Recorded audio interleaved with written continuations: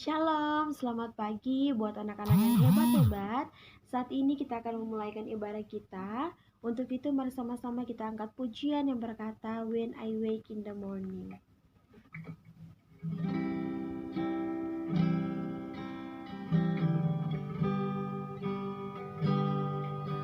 When I wake in the morning, I will sing, I love you. I love you. As I close my eyes to sleep at night, I will worship you. I love you, Jesus. I love you. I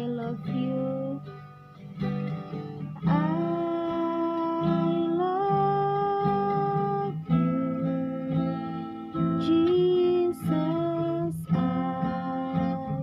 love you.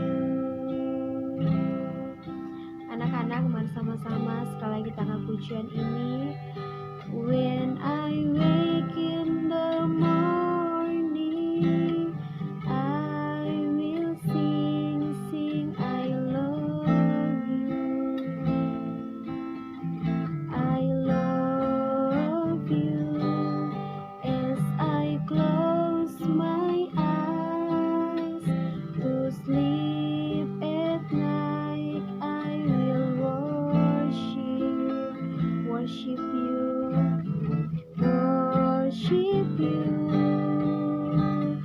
I love you, Jesus. I love you. I love you, Jesus. I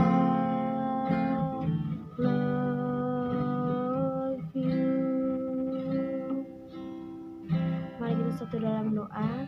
Tuhan Yesus, terima kasih buat hari yang indah ini. Kami ucap syukur karena sampai saat ini Tuhan, kami seada sebagaimana kami ada. Kami percaya itu merupakan kasih-Mu yang begitu besar di dalam kehidupan kami Bapa. Dan saat ini Tuhan Yesus, kami ingin memulaikan ibadah kami. Kiranya Kau memberkati ibadah kami ini mulai dari awal, pertengahan hingga akhirnya Tuhan.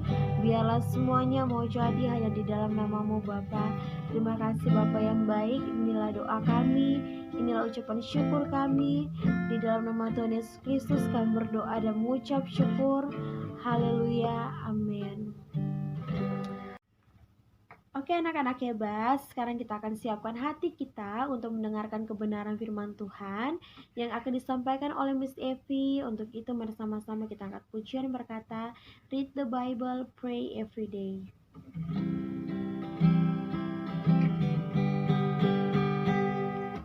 Read the Bible, pray every day, pray every day, pray every day.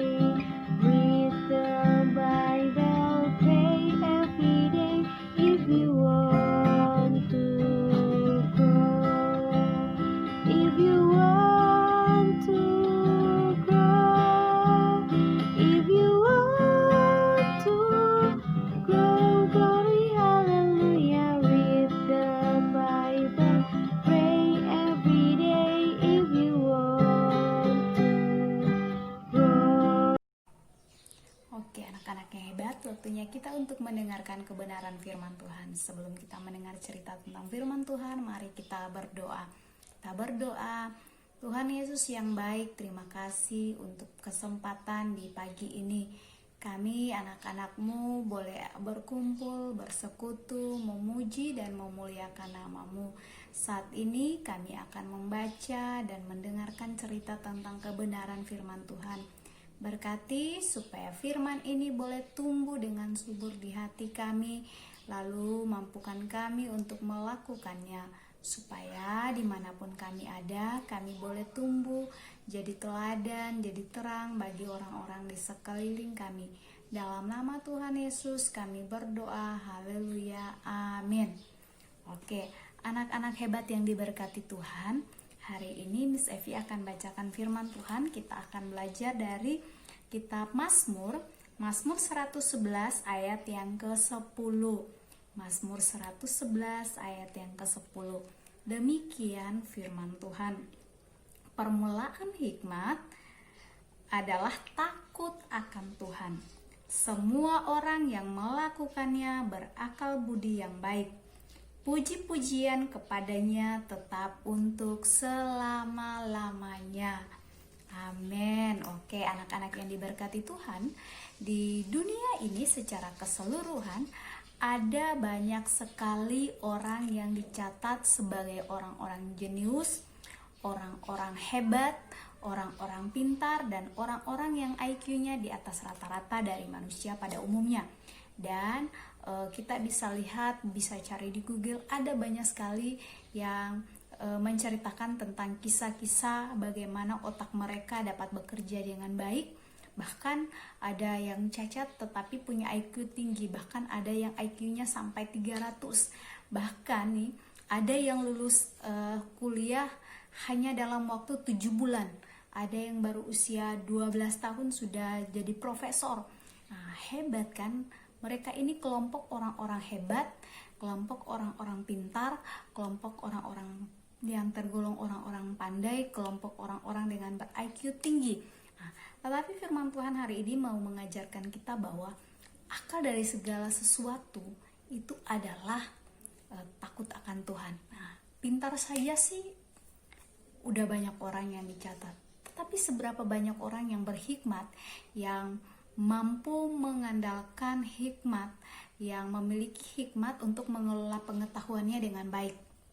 Sekarang pasti anak-anak tanya-tanya nih, sebenarnya hikmat itu apa bedanya sama dengan kepandaian? Atau apa bedanya hikmat sama kepintaran? Apa bedanya hikmat dengan kecerdasan? Nah, anak-anak sekalian, hikmat sama pengetahuan itu Miss Evi contohkan kayak kapal ya. Jadi kapal itu, sebuah kapal yang besar itu adalah pengetahuan. Nanti kompas yang kecil di dalam untuk menunjuk arah kemana arah kapal bergerak itu namanya bisa disebut dengan hikmat. Jadi hikmat itu sesuatu yang menunjukkan kepada kita apakah kita boleh melakukan hal itu atau tidak ya. Jadi sesuatu yang bekerja dalam diri kita mengatakan ini boleh, itu boleh, ini jangan, itu jangan. Kalau mau masuk lewat pintu, kalau udara terasa panas dalam ruangan, buka jendela atau hidupkan AC. Nah, anak-anak yang diberkati Tuhan, ada satu tokoh Alkitab yang memiliki hikmat luar biasa yang dicatat ya, yang namanya Salomo ya. Salomo ini mencatat bahwa dia adalah salah satu orang yang paling berhikmat dalam catatan sejarah di Alkitab. Bahkan Salomo mengatakan bahwa hikmat itu lebih berharga daripada emas, daripada perak, daripada permata. Kalau kita mau lihat di sekarang ini ya, nih Miss Evi tanya nih, mau pilih Miss Evi kasih emas 1 genggam atau Miss Evi suruh minta maaf ke orang, ya pasti akan ada banyak orang yang pilih emas, ya. Tapi emas itu kita akan gunakan setelah itu, jika masanya kita kekurangan, kita akan menjual emas itu dan tidak lagi menjadi milik kita. Atau emas itu bisa saja hilang, emas itu bisa saja diambil orang dan seterusnya. Tetapi kalau kita belajar untuk memaafkan, kita belajar untuk menyayangi orang lain di sekeliling kita, itu tidak akan pernah diambil dari kita ya. Jadi itu akan menjadi bagian kita. Itu yang namanya hikmat. Itu yang paling berharga dari semua yang ada di bumi ini ya. Tetapi Alkitab juga mencatat bahwa karena saking berhikmatnya Salomo juga pernah jatuh ke dalam dosa ya. Jadi Salomo juga ternyata pernah jatuh karena saking berhikmatnya ia sampai mengandalkan hikmat dirinya menjadi sebuah kesombongan juga bagi dirinya sendiri. Nah, anak-anak, apa sih hikmat itu ya? Hikmat itu sesuatu yang berasal dari Allah. Hikmat itu tidak bisa kita peroleh sendiri. Hikmat itu datangnya dari Tuhan. Makanya firman Tuhan berkata takut akan Tuhan adalah permulaan pengetahuan ya. Kitab Amsal mengatakan begitu. Kemudian permulaan dari hikmat adalah takut akan Tuhan. Kitab Mazmur Mazmur 111 ayat yang ke-10. Anak-anak, sekarang kita mau perhatikan ciri-ciri hikmat. Miss Evi mau uraikan ada 3 ciri-ciri hikmat ya. Yang pertama, bahwa hikmat itu adalah takut akan Allah ya, atau takut akan Tuhan. Mari kita buka dalam Amsal 9 ayat 10. Nah, kitab Amsal yang sedang pegang Alkitab, silahkan buka kitab Amsal 9, lalu kita akan baca sama-sama ya. Boleh baca bersama dengan Miss Evi. Amsal 9 ayat 10 mengatakan demikian. Permulaan hikmat adalah takut akan Tuhan, dan mengenal yang Maha Kudus adalah pengertian. Ya, jadi anak-anak, hikmat itu datangnya dari Allah. Kalau kita takut Tuhan, maka hikmat dari Tuhan akan menjadi bagian kita, sehingga kita bisa menentukan apakah hal itu boleh kita lakukan atau tidak boleh untuk kita lakukan. Ya, lalu Mazmur 111 ayat 10 yang tadi kita baca ya. Permulaan hikmat adalah takut akan Tuhan. Semua orang yang melakukannya berakal budi yang baik, puji-pujian kepadanya tetap untuk selama-lamanya. Betapa luar biasanya hikmat yang diberikan Tuhan kepada kita ya. Kemudian Ayub pernah berkata dalam kitab Ayub 12 ayat 28 bahwa hikmat itu roh, hikmat itu hal-hal yang rohani, hikmat itu tidak bisa dicari, hikmat itu tidak bisa dibeli, tapi hikmat itu bisa kita minta.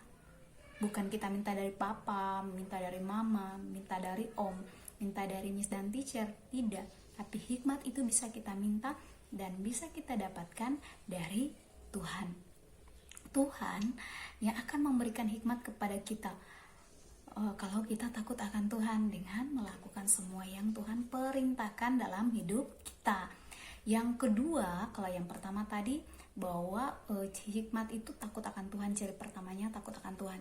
Yang kedua adalah menghargai perkara-perkara rohani lebih dari jasmani. Ya, sekarang Miss Evi ajak kita sama-sama buka lagi di kitab Efesus. Ya, Efesus pasal 1 ya. Efesus pasal 1 ayat 17 sampai ayat 19 ya, Miss Evi bacakan, dan anak-anak yang punya Alkitab di rumah juga boleh mengikuti Miss Evi, sama-sama kita baca ya. Efesus pasal 1 ayat 17 sampai 19 demikian.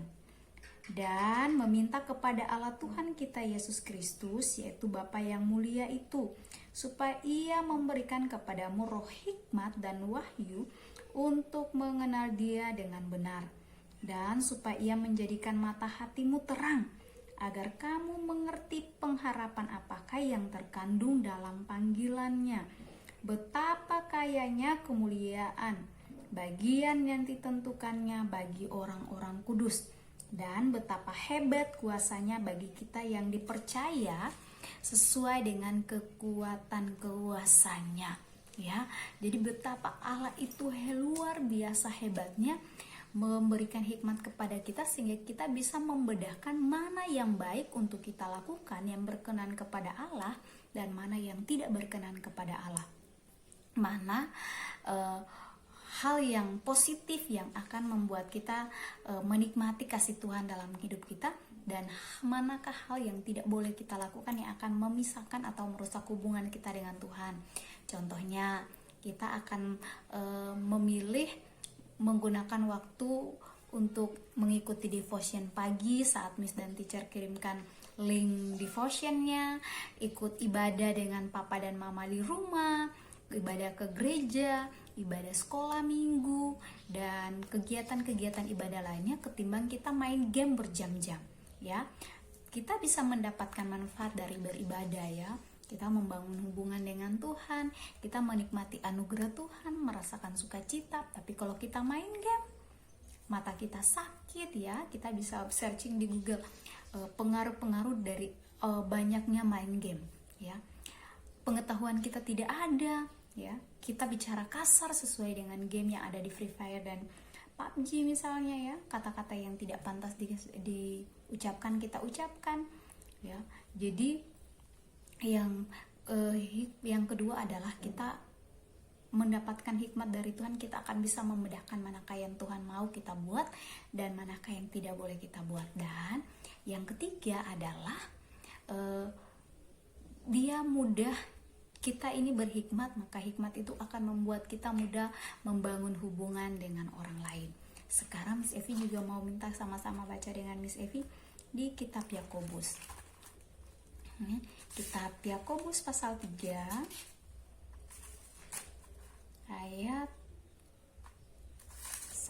ayat 17. Oke, Yakobus pasal 3 ayat 17. Yakobus pasal 3 ayat 17 berkata, "Tetapi hikmat yang dari atas adalah pertama-tama murni, selanjutnya pendamai, peramah, penurut, penuh belas kasih dan buah-buah yang baik, tidak memihak dan tidak munafik." Ya, jadi berarti kita mau lihat orang berhikmat dari mana? Dari kehidupannya, dari mana? Dari tingkah lakunya, dari mana? Dari perkataannya. Jadi kita bisa tahu orang itu berhikmat atau tidak, kita lihat dari bagaimana ia hidup.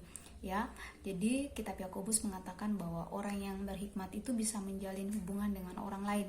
Nah, orang yang bisa menjalin hubungan dengan orang lain yaitu orang yang ramah, orang yang pendamai, orang sopan, rendah hati, sederhana, lemah lembut, ya, anak-anak yang patuh dengan orang tua, anak-anak yang sayang adik dengan kakak, saling menyayangi, menghormati orang yang usianya lebih tua daripada kita.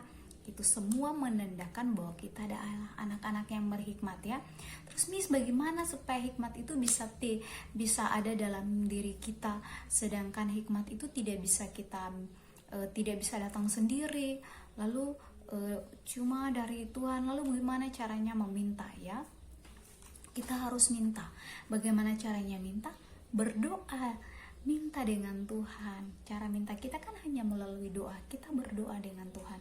Kitab Yakobus pasal 1 ayat 5 sampai ayat 6 mengatakan, "Tetapi apabila di antara kamu ada yang kekurangan hikmat, hendaklah ia memintanya kepada Allah yang memberikan kepada semua orang dengan murah hati dan dengan tidak membangkit-bangkit. Maka hal itu akan diberikan kepadanya. Hendaklah ia memintanya dalam iman dan sama sekali jangan bimbang. Sebab orang yang bimbang sama dengan gelombang laut yang diombang-ambingkan kian kemari oleh angin." Jadi anak-anak yang hebat, kita bukan hanya berdoa, tapi berdoa dan percaya bahwa apapun yang kita minta akan diberikan oleh Tuhan. Percaya bahwa hikmat akan diberikan pada setiap kita. Jadi anak-anak yang Tuhan Yesus kasih, Tuhan Yesus berkati, ingat satu hal, bahwa kita akan memperoleh hikmat, memperoleh kepandaian, memperoleh semuanya itu hanya dengan kita hidup berkenan dengan Allah. Alkitab berkata bahwa takut akan Tuhan adalah permulaan pengetahuan, tetapi orang bodoh menghina hikmat dan didikan. Jadi mau dapat hikmat, taat dengan Tuhan ya, rajin berdoa, baca firman Tuhan, taat kepada orang tua, menghormati, jadi orang yang ramah ya, orang yang punya sopan santun, orang yang adalah pendamai, murah hati, tidak sombong ya, melakukan semua yang Tuhan mau. Maka Tuhan akan memberikan hikmat kepada kita sehingga kita bisa menikmati hidup ini dengan ucapan syukur dan dengan penuh sukacita. Oke, amin. Untuk kebenaran firman Tuhan, mari kita berdoa. Tuhan Yesus yang baik, terima kasih. Hari ini kami boleh belajar tentang takut akan Tuhan. Berkati kami supaya kami hidup berkenan kepada Tuhan. Kami tidak menyombongkan diri dengan apapun yang kami miliki, tetapi kami selalu berserah kepadamu dalam setiap apapun yang kami alami. Berkati, biarlah hikmat-hikmat yang daripada Tuhan yang ada atas Salomo diberikan kepada semua kami. supaya kami boleh tumbuh jadi anak-anak yang tidak hanya cerdas, tetapi anak-anak yang berhikmat, anak-anak yang hidupnya sesuai dengan yang Tuhan mau. Berkatilah masa depan setiap anak-anak ini Tuhan, supaya mereka boleh jadi anak-anak yang tumbuh menjadi generasi bangsa yang takut Tuhan, supaya kemudian hari kami akan lihat kemuliaan Tuhan akan ada atas seluruh negeri kami. Kami akan lihat semua orang yang duduk di bangku pemerintahan adalah anak-anak yang takut akan Tuhan. Kami percaya bahwa sungguh hikmat akan menjadi bagian setiap anak-anak kami, menjadi bagian kami guru-guru, menjadi bagian orang tua. Terima kasih, berkati papa mama dengan setiap pekerjaan. Biarlah semuanya boleh mereka lakukan dengan penuh hikmat dan takut akan Tuhan. Kebijaksanaan dari Tuhan menjadi bagian mereka. Berkati orang tua dengan pekerjaan yang dilakukan di perkantoran, di rumah sakit, di tempat usaha, semuanya Tuhan berkati. Berikan mereka tetap ada dalam perlindungan Tuhan, supaya mereka tetap sehat, tetap kuat, tetap ada dalam cinta dan kasih Tuhan. Terima kasih Tuhan, berkati setiap aktivitas di hari ini, Zoom yang akan berjalan dan semua yang akan dilakukan anak-anak di rumah, belajar daring. Tuhan berkati supaya semuanya dapat terjadi untuk hormat dan kemuliaan nama Tuhan. Terima kasih Tuhan, berkati Indonesia dalam masa-masa pandemi COVID-19 yang terus meningkat dari hari ke hari. Kami tahu bahwa shalom Tuhan akan ada atas bangsa kami. Memberkati setiap tenaga medis yang bekerja, para dokter, perawat, semua mereka, bahkan sampai di penanggulangan penguburan korban COVID. Tuhan berkati, biarlah mereka semua tetap aman, tetap terlindungi dalam perkenanan dan pertolongan Tuhan. Berkati mereka, berkati presiden, semua yang bekerja di bagian pemerintahan, supaya boleh melakukan tugasnya dengan takut akan Tuhan, dan mereka tetap ada dalam pertolongan dan perkenanan Tuhan. Terima kasih Bapa, hanya kepadamu kami berdoa dan bersyukur. Haleluya, amin.